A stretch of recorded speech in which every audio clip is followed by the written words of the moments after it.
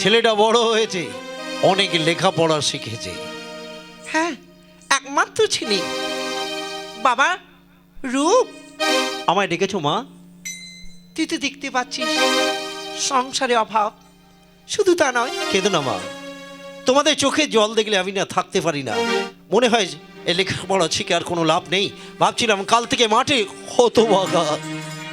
আমি তোকে লেখাপড়া শেখাচ্ছি, 5 জনের 1 জনা হবি, তুই সংসারে মন দিবি। আমি তো বৃদ্ধ হয়ে গেছি। ঠিক আছে বাবা, আমার বন্ধুরা ডেকেছে, ক্লাবে নাকি কি একটা পুজো আছে, আমি চললাম। দেখো, ছেলে তো বড় হচ্ছে, একটা কাজ করলে হতো না? কি? ছেলেকে বিয়ে দিলে হতো না? ও মা, এই কথাটা তো আমি ভুলেই গিয়েছিলাম।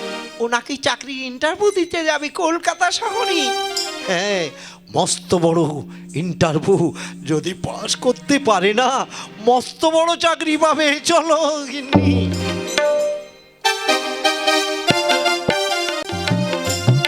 মেয়েটাকে বিয়ে দিতে হবে। আসবো। কে? আসছি। আরে কি সরকার মশাই যে আমার বাড়িতে?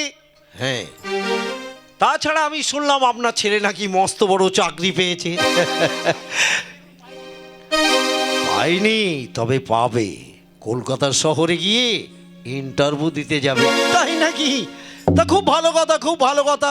অনেক কষ্ট করে এই দরিদ্রতার মধ্যে দিয়ে যে ছেলেটাকে লেখাপড়া শেখাচ্ছ, কত ভাগ্যের দরকার। আমি হলে তো পারতামই না।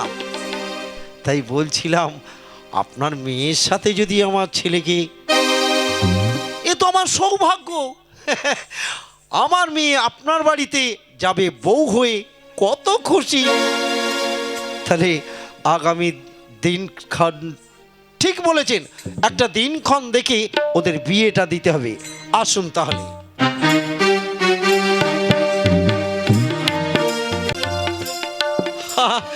এসে গেছি বিআই মশাই। আসুন আসুন। আমি তো ভাবছিলাম যে এত দেরি হচ্ছে কেন। বাবা, ছেলে তো নয়, যেন হিরের টুকরো। এই কে আছিস? আমার মেয়েকে নিয়ে আয়।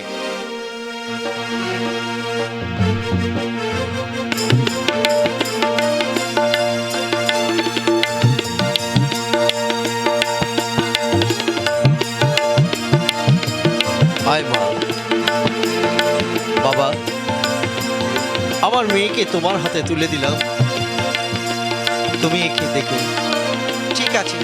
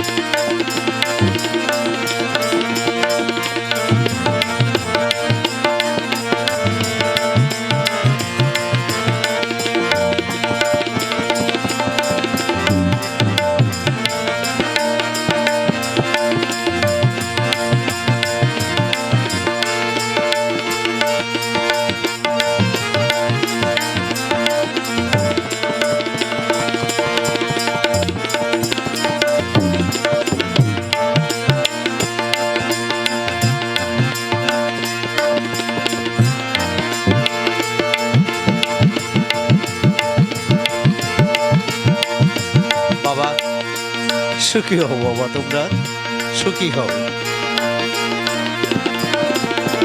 বাবা, সুখী হও মা, সুখী হও।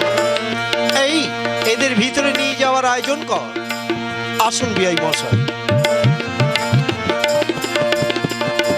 চলো।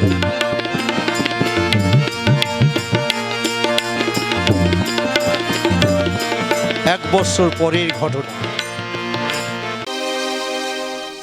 আসছি রে বাবা। মা, তুমি এসো।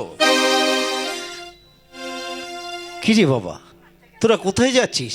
তুমি শোনোনি বাবা, আমি বড় চাকরি পেয়ে গেছি।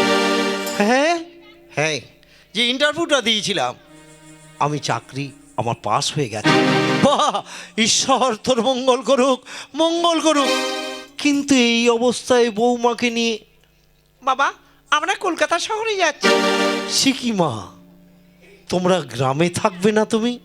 না না না না, আপনার ছেলেই ওখানে থাকবি, আমি এখানে না, আমি আপনার ছেলের সাথে। বেশ, তাই হোক। বাবা, কলকাতা শহরে যাচ্ছিস, সংসারের তো দেখতেই পাচ্ছিস সব কিছু। তোর মায়ের অবস্থা, আমার অবস্থা, সব দরিদ্রতার মধ্যে দিয়ে। দুঃখ করো না বাবা, আমি চাকরি পেয়ে মাসে মাসে তোমাদের জন্য অনেক টাকা পাঠাবো, কেমন? এই চলো। হ্যাঁ, ট্রেনের সময় হয়ে গেছে, চলো। দুর্গা দুর্গা দুর্গা, চলো দেখি ওরা কলকাতা শহরে গেল।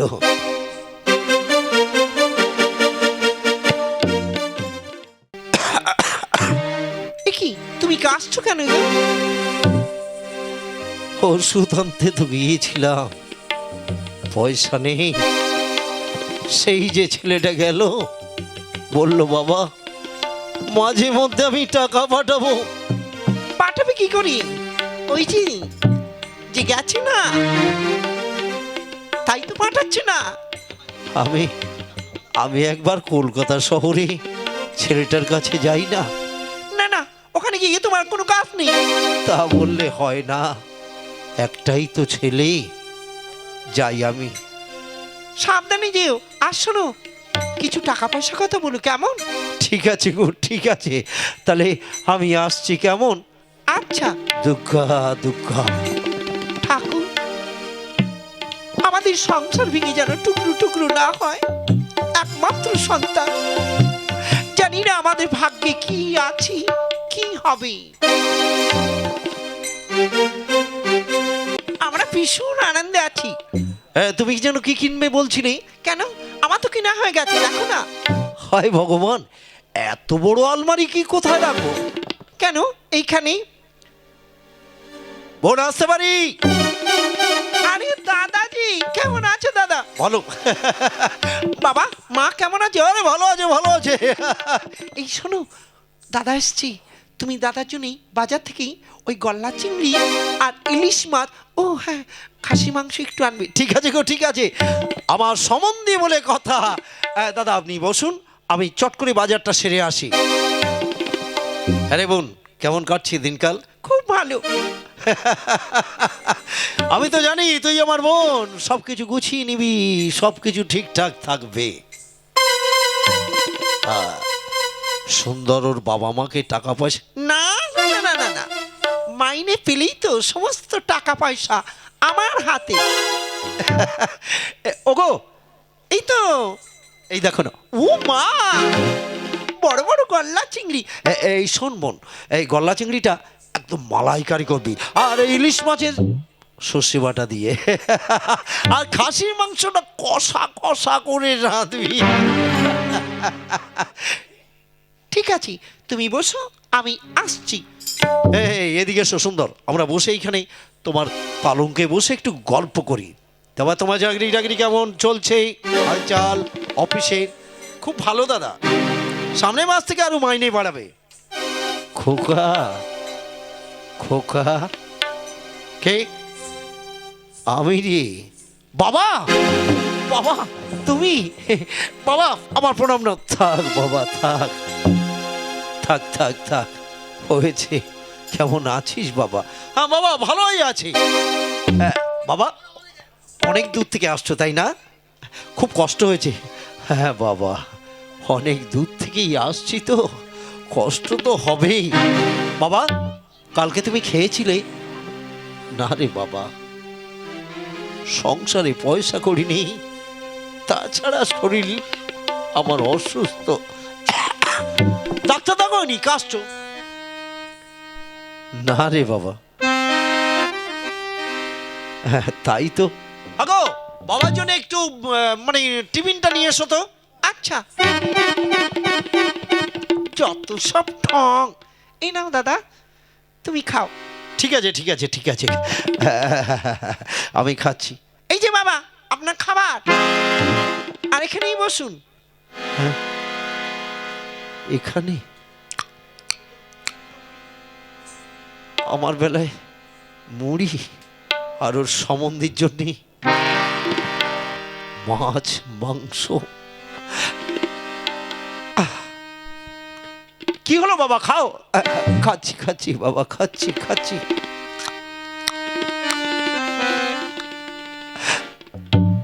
আমি তাহলে আসি বাবা। সে কি বাবা, আজই চলে যাবে? হ্যাঁ, তোর মা একা আছে, তাছাড়া শরীরটা তো ভালো নেই, হয়তো আবার চিন্তা ভাবনা করবে। আসি কেমন? বাবা শোনো, আবার এসো বাবা।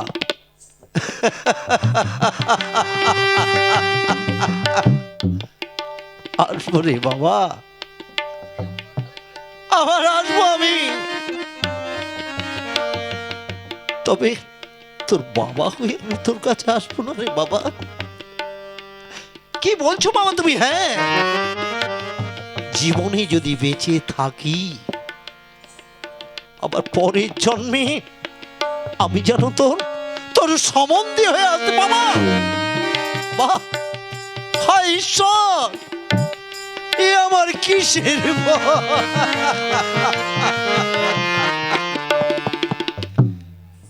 তবে কি আমি ভুল করলাম? আমি তো ভুল করছি। এই শোনো চন্দনা, বলো। আজই গ্রামে ফিরে যেতে হবে। কি বলছো তুমি? দাদা এলো না, চলো গ্রামেই ফিরে যাই। দাদা আপনি আসুন, কেমন? এসো আমার সাথে। কোনো কথা নেই, এখনো এলো না, জানি না কি করছে। এ কি, তুমি এসো গো।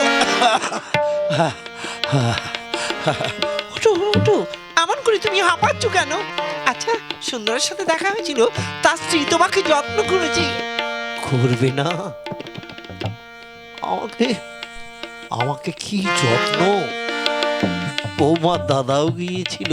তারপর তারপর বড় বড় গদলা চিংড়ি, ইলিশ মাছ। কি বলছো তুমি? তাহলে তুমি পেট শোনো, খাসির মাংস। ওরা বসলেই পালং কই, আর বৃদ্ধ বাবা গরিব, সে বসলো একটা বাড়ির দাওয়ায়। কি বলছো তুমি? আমার পাতে শুকনো মুড়ি আর দুটি ভাত। হায় ঈশ্বর!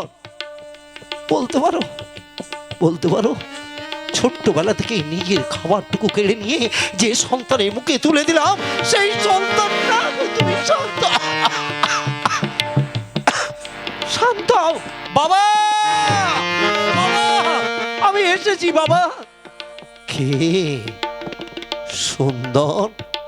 বাবা, আমি এসেছি বাবা, আপনি আমাকে ক্ষমা করে বলো মা। আমি আমার ভুল বুঝতে পেরেছি। এতেই তো আমি শান্তি, এতে অনেক শান্তি। তুমি তুমি যে আমাকে মুড়ি দিয়েছিলে না, তার চেয়ে এই কথাটায় আমি খুব শান্তি পেয়েছি বাবা। সুন্দর, না বাবা না, তুমি অনেক কষ্ট করেছো ছোট্টবেলা থেকে, তিল তিল করে আমাকে অনেক বড় করে তুলেছ। আমি তোমার সন্তান। ওগো ঈশ্বর ভাইরা, আমি যে অন্যায় করেছি বাবার প্রতি, নিজের সম্বন্ধীকে পেয়ে তার পাতে দিয়েছে ইলিশ মাছ, আর আমি দিয়েছি আমার বাবার পাতে শুকনো মুড়ি খোকা। না বাবা না, তাই আমার মতো শিক্ষিত ছেলে হয়ে মা বাবাকে এমনি করে তাদের চোখে জল ফেলিও না। চিরদিনই তাদের পাশে থেকে তাদের পদ সেবা করো, তাদের পদ সেবা।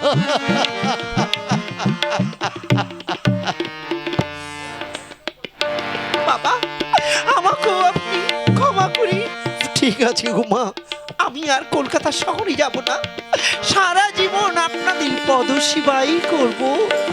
হয়েছে মা, তোমরা সুখী হও, অনেকে বড় হও, মানুষ সমাজে তোমরা দাঁড়াও।